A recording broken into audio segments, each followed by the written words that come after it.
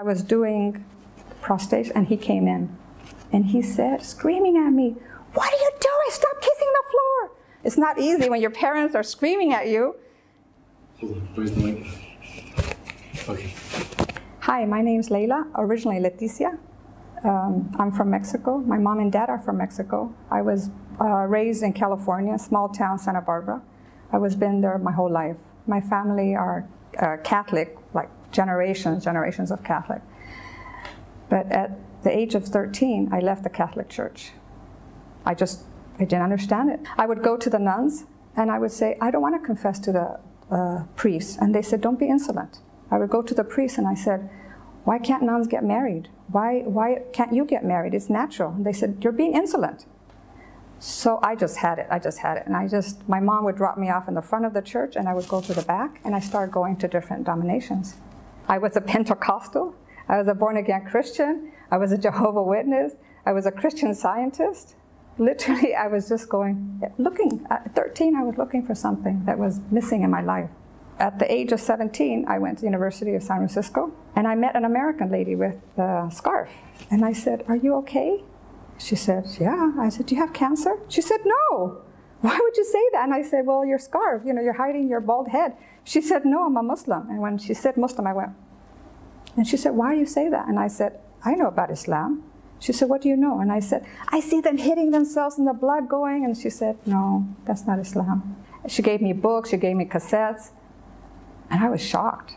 I never realized how beautiful the religion was. So one time I was at the university and I was running late for class. And I was in my bicycle. And this was later, like around 7:30. And it was dark. And I was just running in my bicycle. And I was thinking about Islam. And I was thinking about all the other religions. And I had that, how am I doing the right thing? Because I was ready to convert. So I was going really fast on my bicycle. And all of a sudden, this loud voice, but I don't remember what it was. I heard this loud voice, and I stopped. And I looked around, and there was no one. It was completely deserted. The cones had fallen in this huge pit. And I had stopped at that second. And I knew this was God telling me, if you don't come to Islam, something else is going to be in your life that's not going to be a good thing. I was just like, I just stopped. I just stopped. And it was, at that moment I knew. So I went back to my American friend, Miriam, and I said, "I want to be a Muslim." And then she said, read more about it. So I read Surah to Miriam, and that was it. I just knew if women had such a high degree in Islam, I wanted to be part of that. I could see that Islam has made me a better person, gave me more patience. I'm more sympathetic.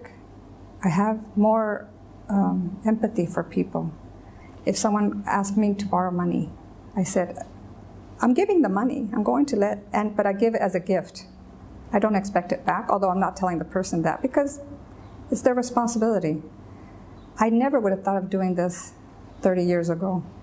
I want my money. Where's my money? It's gone. All that's gone. Materialistic things aren't that important anymore.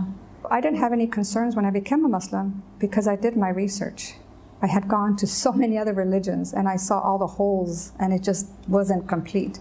So when I came to Islam, I did my research. I did my reading and asking questions, and anyone who would answer me was very helpful. The only concern I had was my parents accepting me.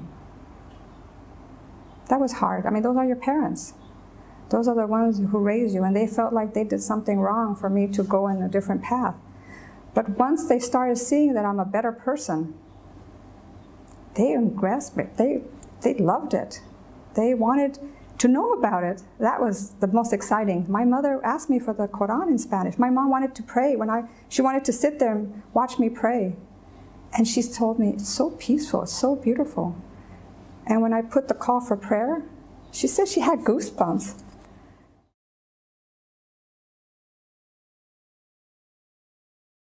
Imagine having a chance from day one to start with no sins on your conscience.